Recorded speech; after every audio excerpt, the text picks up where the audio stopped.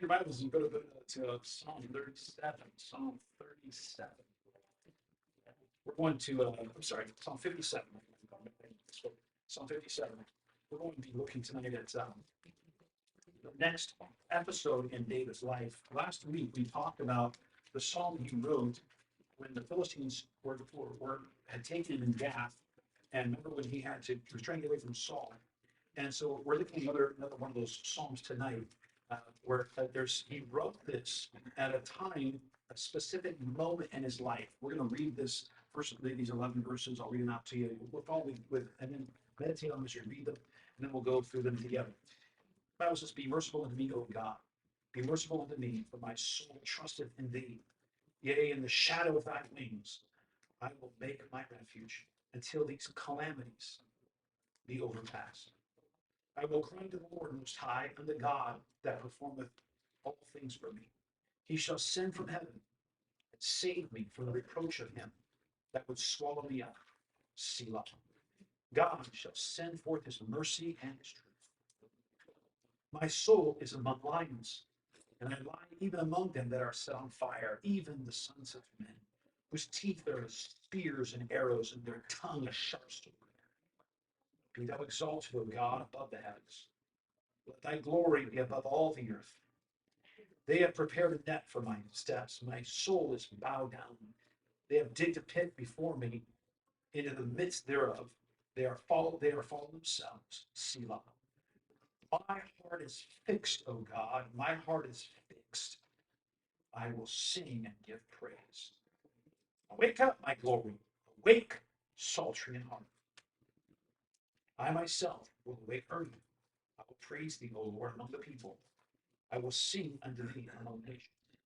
Thy mercy is great unto the heavens, and thy truth unto the clouds. Be thou exalted, O God, above the heavens, and let thy glory be above all the earth. That tenor of that song, we've seen some different spirits in different psalms, some different heart, different songs. Does this song, as you're reading it, does it sound hopeless or hopeful? I would say it sounds hopeful. It has a certain positive aspect to it.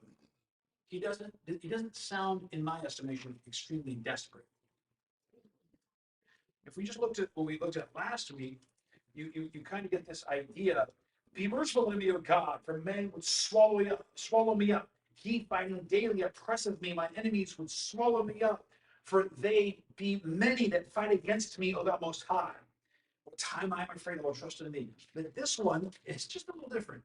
Be merciful to me, O God, be merciful to me, for my heart trusted in thee. And from that point, he talks about he's going at that moment through calamities. He's in the midst of some sort of calamities, but there's a certain hopeful tenor to it that you can see starting in verse number 5, that he has a shift in his perspective, and that carries him through the rest of the psalm. So let's look at the beginning of the very beginning, introduction to this psalm. It says to the chief musician, Al Takshif, Mechtam of David.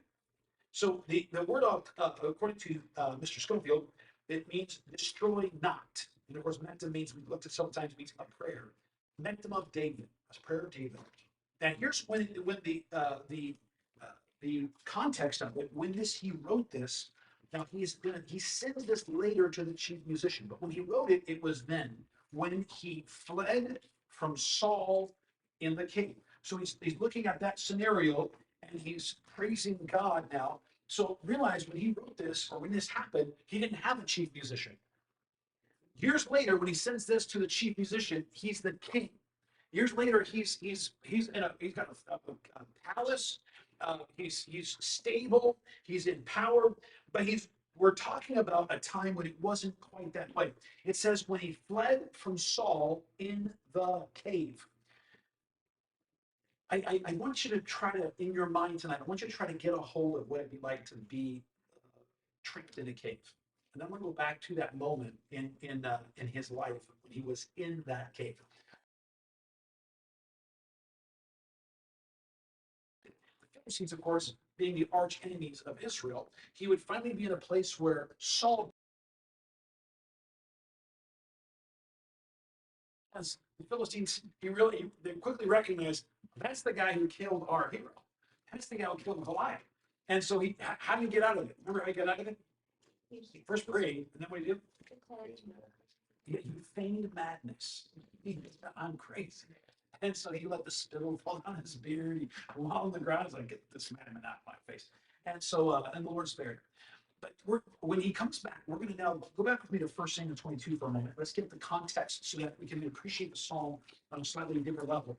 Can we see when a man would write this kind of words when his refuge would be in God, when he would be under the shadow of his wings. And as you go there to 1 Samuel 22, I want you to picture this. I want you to picture little Benji. Benji, brother Dave's son. Brother, you've seen it when your son is a little bit nervous. He's going to run and grab your leg. I've seen him do it. I don't know if you remember that. Have you ever had it where a little kid grabs your leg thinking that you're their dad? I've had this happen a few times. And the terror in their eyes when he was like, oh, and you can feel it when they grab your leg that they're looking for some sort of comfort, some sort of protection. And the reality is that, for that little child, your leg, your man, it's like a massive pillar, and it's stable, and it's there to protect you. And right here he's saying, I'm going to be under your wing. The same feeling of comfort and safety. When is this happening? We're in chapter 22. This is just after he comes back. It says, David therefore departed thence. The thence there is when he's leaving the Philistia, leaving Gath. David departed, therefore departed thence and escaped to the cave Adullam. And when his brethren all heard it, they went down thither to him. So now he has this group of people that are there, that are with him. Yeah. Now look at verse number 6. When Saul heard that David was discovered, and the men that were with him, now Saul abode in Gibeah under the tree of Ramah, having a spear in his hand, and his servants were standing about him. Then Saul said to his servants that stood about him,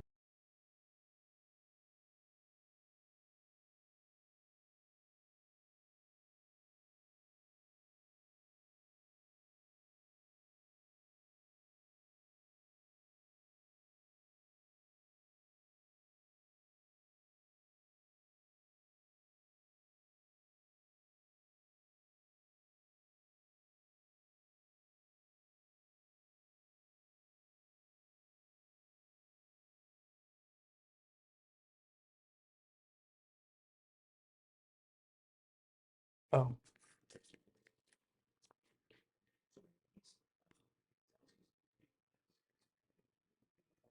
oh, okay. Oh, okay. Not for real test. Would this just have to be closer? Just a little far away. You know, let's see what we could do. Why does it have to be in there? Oh, wait. That way we could actually totally do that. So on Wednesdays, no, that's stupid. That's too much. Sorry. Let me clear my face. Pretty much the long-term solution would just be buy a wireless mics. Like, yeah, they're like receiverless mics. Actually, they have a receiver, but they're much more compact. Okay.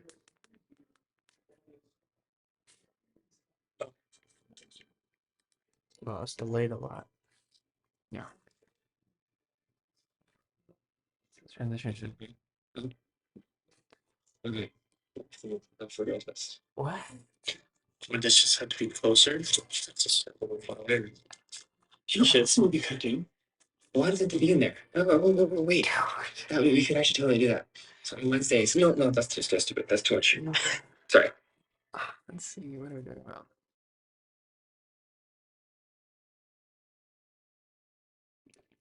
Would it just, maybe it's on a different setting? A preset or?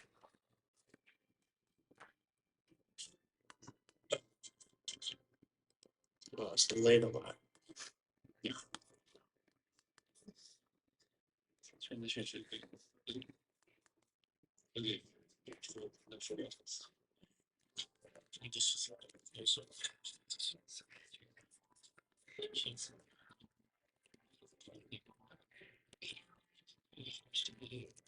That's too much.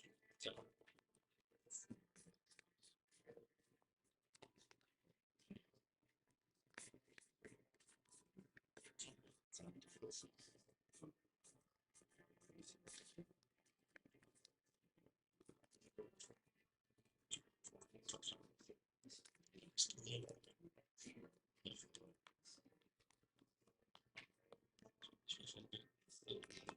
or it's anything.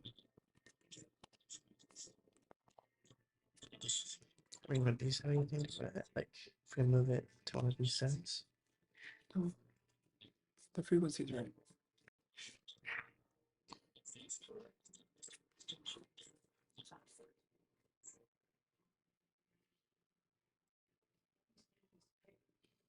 Huh.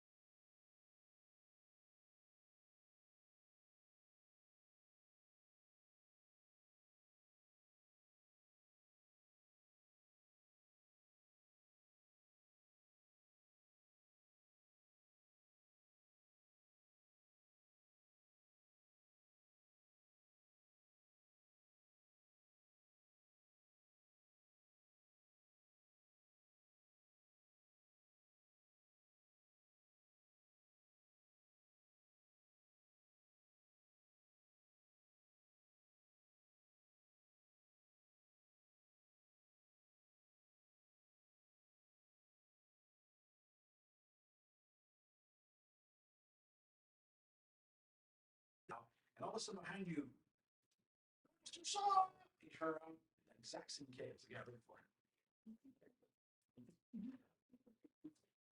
So when this happens and he realizes, wow, I was a dead man and he saved me, he admits to him that I'm wrong, you're right. You think that at this point Saul will stop chasing him? No, no. David once again has to go live in caves, and you can watch the rest of that episode. But I want you to now imagine living in the cave and the idea that you are being hunted and that you've got people who are ratting on you. If you look at that David knew, how in the world did David know where he was? Go back to verse number 1. And it came to pass when Saul returned from following the Philistines that it was told him, saying, behold, David's in the wilderness of Engedi. Somebody ran on him. So you have the situation where a man is not like he's going to be later, when he's got tens of thousands of men, big armies, and he's still going to face big challenges, but he's got thousands of men and a whole country behind him. At this point, for much of the country, he's looked at as an outlaw, as a traitor. You don't have that many people necessarily helping him. In fact, you have people actively opposing him.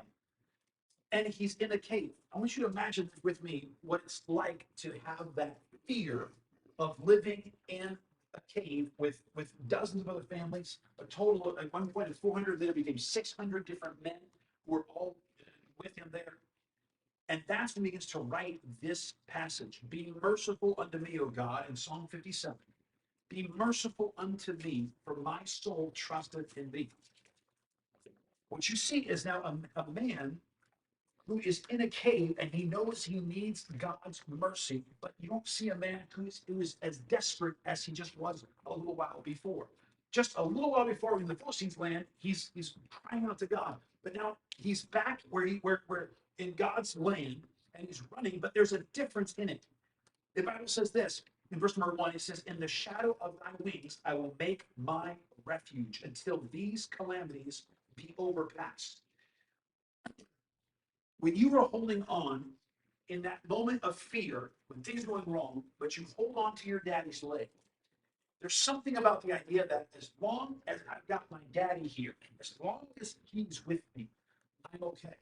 Nothing can get to me because I've got my daddy. There might be terrible tragedies and fears and people opposing me, but as long as I've got this to trust in, I've got my dad with me. He's my refuge. That's what you have. So you have this kind of idea. Imagine that you were on safari in Africa and you are facing lions, big lions, lions that can tear you apart. And they're just a few feet away from you. But you happen to be in a huge Land Rover with a safari guide and a driver, and you're on top of that vehicle, poking your head out of there with big bars and stuff, and you got your camera. Instead of afraid, you're like, because you're in a refuge, just a few inches outside the door, and you would be terrified. But you're in a refuge. As long as that refuge holds, you're fine. I told a story, I'll tell you again. It's one of the neat stories that happened in my life.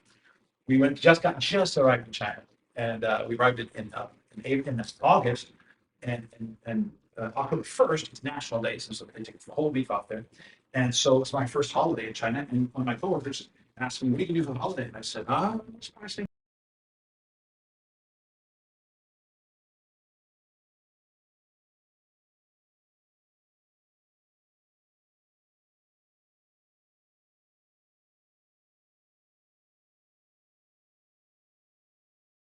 there. Is it like that?" She said, "Yeah, you get your own vehicle, and you get through." Great, I didn't believe that, and it was a famous preacher like that. And I actually did not believe him. So when she said that, I was like, I guess like that. I thought maybe he wasn't embellishing his stories like I thought he already told it. So anyway, I told some of our another missionary who was there about it, and he was interested in going, but he didn't have a vehicle. He told another missionary who was taking care of orphans, and so that missionary had a big ambassador van. So it began to spread. By the time it was done, it was my wife, who was very pregnant with Josiah, and me, with a total of 17 people stuck into a 15-passenger van. We go to this place and we drive up there and we get all. I could not speak any Chinese, but everybody else, all the men, could speak Chinese. They'd all been there for a while. And so they go to talk to people, and they were insisting we take their bus. But I had been told you would take your own vehicle. So they talked to them, and then somehow they convinced them to take this van in there. So we get in this van, and the only thing was they had to put a little tiny. She was a little lady. she was like the guy or whatever. She got in the van at the very front. That was the 17th person. We drove up to this gate, and then the gate opens. You drive in, the gate closes, and then the gate in front of you, about maybe 10 meters or so, opens up, and you drive in, and that closes behind you, and now you're in this enclosure. And then she tells you, look over there. You look over there, and there'll be some crazy animals, Bengal tigers. This pack of wolves just came over, just around our park, waiting for it was crazy. We went to this bear enclosure, and then she says, "Do you may have a bottle of Coke?" And we all went, no. So we had a bottle of Diet Coke, plastic bottle. She said, throw out the window. And so we started screwing the top. She said, no, leave the screw. And so we opened the window, threw it out, and that bear came. It was a little hillock. Came down, walked out to our vehicle, picked up that bottle of Coke, went backwards a little hillock, and then sat there on his haunches and opened up that thing and guzzled it. It was like a Coke advertisement. It was so cool. But eventually we caught up right at the lion enclosure. We were behind the tour bus that they periodically have. And the way that worked over there, sorry, it's just reality. I don't know if they still do this or not, but at that time, 21 years ago, they uh, they would allow you to buy a chicken for 10 RMB, just a dollar 25. And then they had on the tour bus, they had a chute out the window that they would slide the chicken through alive. Sorry, Laura. Sorry. And that way the tourists could see the lions and the chickens. So the tour bus was in front of us. We had to wait at the gate until they went to their gates, and then we could go inside. And so the lions were up that end, and then they saw our van pull in. We're much smaller, just a van. That's a big old bus. And so it was the coolest moment when all of a sudden they're just sitting there. They're all sitting, and this one lion, one of the chickens was still alive, and it was under the paw of this massive paw. There's like underneath the chicken, and he would go like this, and the chicken would go, and all of a sudden he'd go. Just pull it, you're just playing with it. So, but some of the lions noticed us, and they got up in their laziness, and they started walking. Now, this experience is already way surpassing anything we had thought. But they were coming. We were in the van, and all of us men were like, "What?" The ladies are like, "Are you sure this is okay?" So we're in this. It was a misty day, so the inside of the van is starting to fog up. It's hard to see. At least a lot of people there. So we are trying to roll a window, and we are being told, in no uncertain terms, "Don't you dare open that window." And so the lions came around us, and they were there. It was so neat. The lions would lay right in front of the house, that slide door. That's where I was sitting right there in that second row, and next to Becky. And there was a lion that came back. There was a female lion, was so big, right there.